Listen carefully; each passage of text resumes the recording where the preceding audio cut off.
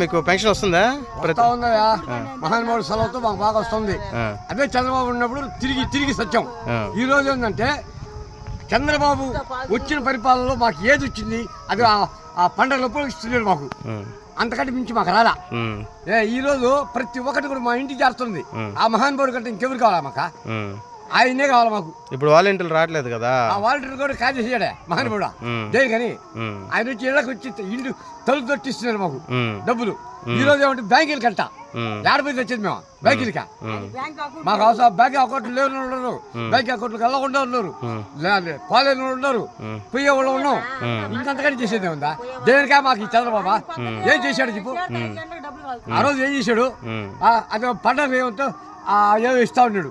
అంతేగాని ఇన్ని పథకాలు పెట్టాడా? ఈ ముఖ్యమంత్రి చేసినంత పథకాలు ఏ ముఖ్యమంత్రి చేయలే. ఈయనే కావాలా మాకు? ఆయనే రావాలా? అంతవరకే.